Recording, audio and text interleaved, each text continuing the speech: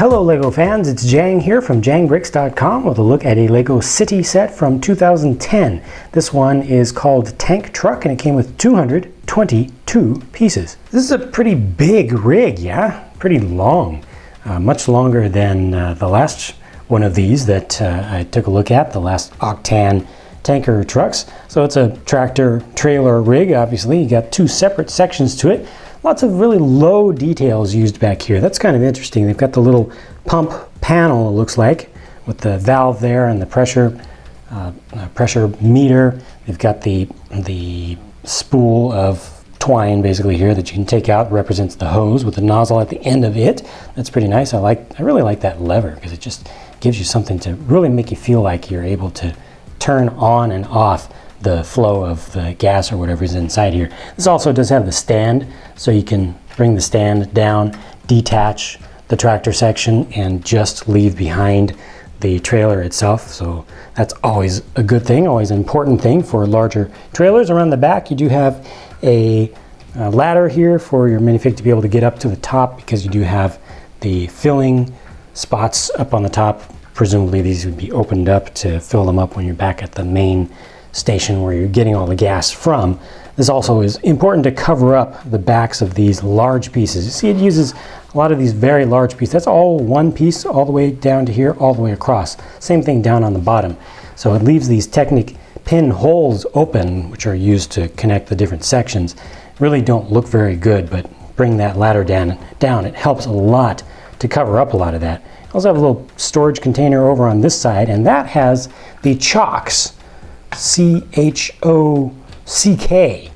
that are used to put behind the tires.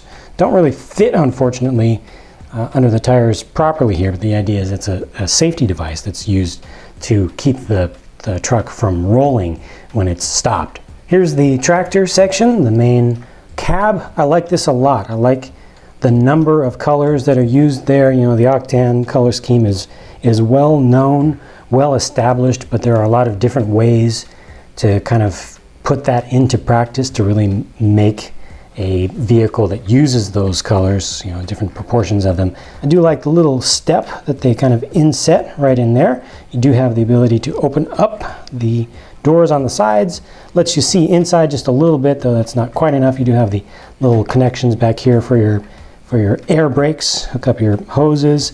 Not a whole lot going here, but they did use stickers on top of there to keep those top surfaces from looking too plain. Got just a little bit of diamond plating used there. There are a number of stickers used in this thing, but I really feel like they are appropriate. I really feel like they really add a lot to the detail, and I wasn't annoyed by them. A little bit of look at the interior, including a gear shift lever, which is not something that they always do. And of course, you've got to have the coffee mug. That's always important for anything LEGO related, especially with vehicles. Set also comes with this pump here. It's just a regular gas pump that would be at a station. And they've got a little thing down here, which I'm assuming would kind of represent where you would hook up the line coming from your truck, from the trailer really. You just kind of plug that in there to refill the underground tank. And then you also have a place where you can refill your cars. You can have just regular people come along from different sets with their normal city vehicles and refuel right from here. So that's pretty cool. And this is a nicely designed one. I really appreciate that sticker. Again, another sticker. Even though I generally don't like stickers, this one is really good. It's somewhat timeless. A lot of them are very dated and really show you what time they're from, but this one, I could see this being used in the late 1970s. I could see this being used today, just the kind of design of it. So that's a really good thing, because these pieces can be useful for a long, long time to come. Nothing to really see from the other side, but from here, this is pretty good. Lastly, one single minifig included with this set. A very happy worker, nice, big, wide open smile, and you got the blue Octan oil official company work shirt, I guess, and the blue cap there with the curved bill to it, a little bit on the short side. Good looking, different colors than the rest of the set. That's kind of good because he kind of stands out a little bit more. I think that if they had given him a green top and a green hat or something like that, just would have been a little bit more plain. So this is a good choice for the for the time range, and that does it for the set. This is a really nice rig with great presence to it.